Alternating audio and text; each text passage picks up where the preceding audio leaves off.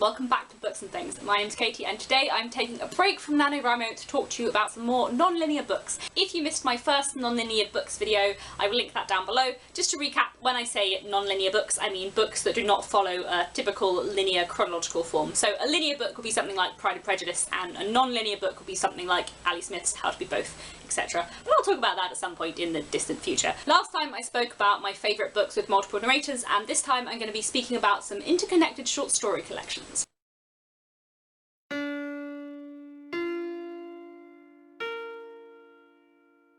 So, first off, what are interconnected short stories?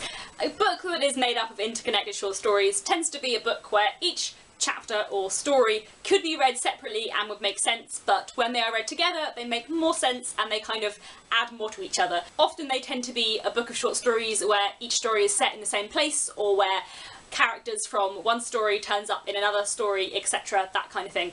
I love interconnected short stories so much. This is like my favourite form for a book. As you will know if you have watched many other of my videos, over my creative writing MA that I was doing last year, the book I was working on was a collection of interconnected short stories, which I really enjoyed writing. While doing that, I obviously read quite a lot of interconnected short story collections as well to kind of add to my ideas, and I loved all of them, so many. So I'm going to be talking about quite a lot of them today. The thing I really love about interconnected short story collections is that for me, they capture what I love most about short stories and what I love most about novels. But the thing I love about short stories is like the intensity and the brevity and like the power of a small thing. There's something amazing about a short story that is like 3,000, 2,000 words and can capture so much emotion and can do so much in so short a space of time. I also find that I have more tolerance and like can suspend my disbelief for longer in a short story, so I really love magic realism short stories, whereas magic realism in novels I tend to like less. I like the use of the second person in a short story, but I haven't read a novel that's all in second person and I'm not sure how I'd feel about it.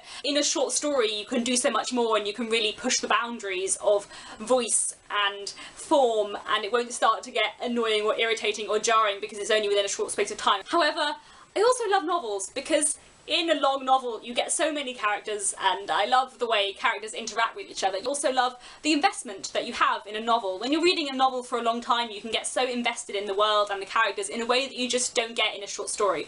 I also love the kind of reward of reading a novel when you work something out at the end that was mentioned at the beginning, or when a character turns up that you haven't seen for a while. And the thing about interconnected short story collections is they can do all these things in one book. Our interconnected short story collections are for me perfect because you get the rewards and the emotional investment of a novel, but you also get the intensity of short stories, and that makes me happy. They're just my favourite things.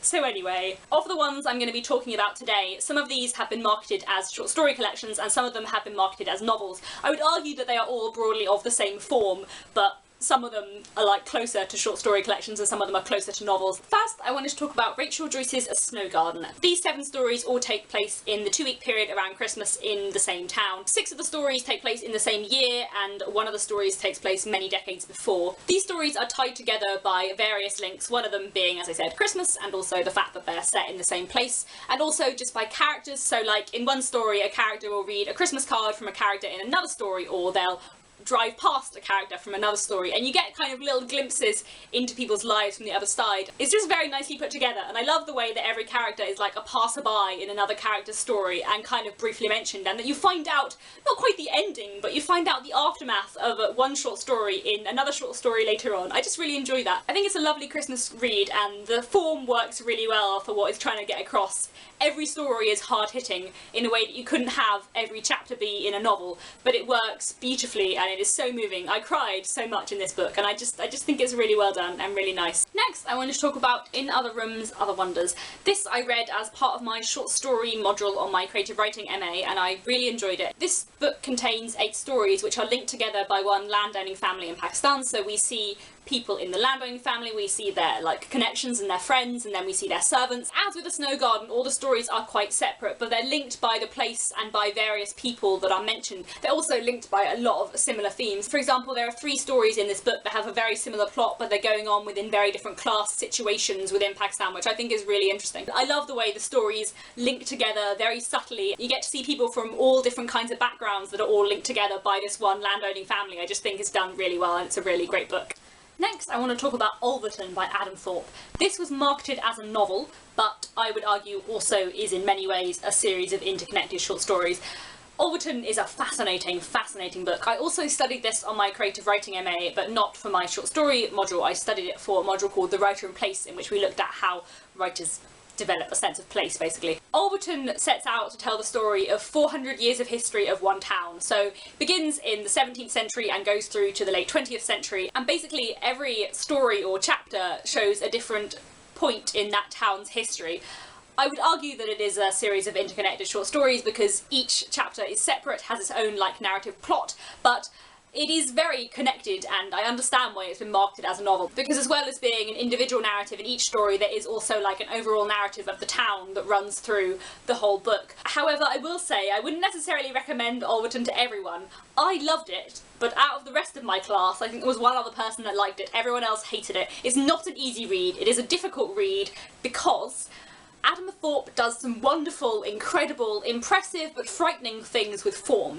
This is another reason why I love interconnected short story collections. You can play much more with form in a short story than you can in a whole novel. The book is presented as a series of historical sources, basically. So it's kind of pretending that this is a proper history of a town and these are various different sources collected from the past of this town. And so there is a really wide diversity of forms over the whole of this book. There are stories which are spoken word, there are stories which are diary entries, there are stories which are scripts for TV documentaries. There is one story that is in the form of non-fiction writing pieces about photography accompanying a photography book, even though within the book Alverton we never see the photographs, which is incredible and weird, but just so good, and I loved it. There's also a story in the form of letters from illiterate people, which is hard. So because of the very complex forms Adam Thorpe makes use of, some of the stories are incredibly hard to read. There are two especially which I don't think I understood a word of, just because it's so dense and so hard to get into. But as a book as a whole, I think it is so impressive and incredible. It's just such a feat to attempt, and I really like that the form of interconnected short stories does provide the possibility for doing these kinds of interesting things with form, but also having a narrative going throughout. And while we're on the theme of interconnected short stories linked by place, I wanted to talk about Olive Kitteridge by Elizabeth Strout. This is one of the closest ones to a novel that I'm going to talk about. In some ways it is a novel rather than a collection of short stories, or in some ways it's half a novel and half a series of interconnected short stories rather than just a series of interconnected short stories. But anyway, the stories in this book are linked partly by being set in the same town in Maine and partly by this character Olive Kitteridge, who is a retired maths teacher. About half the stories in this book are told from her perspective, and the other half are told from the perspectives of various other people in the town. It's all third person, but limited third person. In the stories that are not directly about Olive Kitteridge, she often appears or she's often mentioned, and we see her from so many different angles, which I think is fascinating because you get to see so many different sides of Olive, which is especially interesting as she's not always a nice person. A lot of people don't like her, and it's really interesting to read about her both from her own perspective and from the perspective of other people. But the chapters that are told from Olive's third person perspective kind of link together as though they were a novel, and in some ways it does feel like it is a novel, but at the same time there are some stories which could absolutely be read on their own. It's just such an interesting narrative form, and so much is done to create a complex and complete, full and well-rounded sense both of Olive as a character and also of the town. Next, I wanted to talk about Cloud Atlas by David Mitchell, which you might not immediately think is a series of interconnected short stories because of the way it's structured, but actually it kind of is.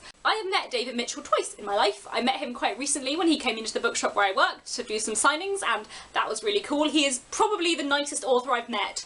He's really nice. The time I met him before was when I went to a reading and signing of his in Bath when I lived there, and he said a really interesting thing in that talk. He said that actually he doesn't like writing novels, he likes writing novellas, but in order to make his novellas sellable and marketable in today's society, he has to weave these novellas together into novels, which is what Cloud Atlas is like. So in a way, I suppose Cloud Atlas is a series of interconnected novellas rather than short stories, because the sections are quite long. It's quite a big book and there's only, I think 6 different stories in here. It's also slightly different from the other interconnected short stories I've spoken about in that the stories do not come one after the other but inside each other, so we get the first half of the first story and then the first half of the second story, etc, etc, until we get to the middle story, and then we go outwards again, so that we begin with the first half of the first story and then we end with the second half of that story, if that makes sense. It is a brilliant book. It moves from the 18th or early 19th century, I think, right up until like many hundreds of years in the future, and then back again in a really cool way. The stories are not as linked as I thought they would be when I first started reading this. They are linked by, I guess, like a soul. It's not the same character being reincarnated in every story, but there's kind of a spirit in common, maybe. There is a comic-like birthmark that ties all the characters in this together, and also in each story there is some reference to the last story in different media. So like, you know, in the second story they find the manuscript of the first story, and in one of the later stories someone watches a TV adaptation of the book that was the previous story, and stuff like that. It's just very clever and very well done, and it's such a beautiful and intelligent book that is just so interestingly tied together. Like Adam Thorpe in Alverton, David Mitchell also makes really interesting use of form. So some of the stories in this are diary entries, some of them are letters, some of them are interviews, some of them are books, etc. It's just very interestingly and cleverly done. And finally, I wanted to talk about A Visit from the Goon Squad. Oh, how I love this book. This is another one that has been marketed as a novel, but I would argue is a collection of short stories. I would argue more than Olive Kitteridge, more than Cloud Atlas. This is definitely a collection of interweaving short stories. However, on the back it says, a piercingly beautiful mosaic of a novel, and it has definitely been masquerading as a novel. But regardless of what it is, I love it. I think it's brilliant. The stories in this are linked by music and also by various different characters that turn up in different stories, so each story is linked in some way to the last. The first story in this book is about a woman called Sasha, and then the second story in the book is about the childhood friend of Sasha's boss, Benny. And then the third story in the book is about the daughter of an older man that went out with a friend of the friend of Benny's in the previous story. So it's very complicated, but very beautiful. I read this about 6 months ago, and this was one of the things that made me think, yes, I love this form. I am in love with the form of interconnected short stories. It is just brilliant. It is the form for me. Each story is very powerful and very different, and again, like Adam Thorpe and David Mitchell, Jennifer Egan uses form in a really interesting way. So some of the stories are told in a very direct first-person present tense, some of them in a very omniscient, all-knowing third person. There is a story in here in the second person, which is brilliant, and there is a story in here all told through PowerPoint presentations, which I was not completely certain of, but it's still a very interesting thing to do. I just think this book is so great. Anyway, thank you if you're still here. I feel like this video will have got quite long by this point.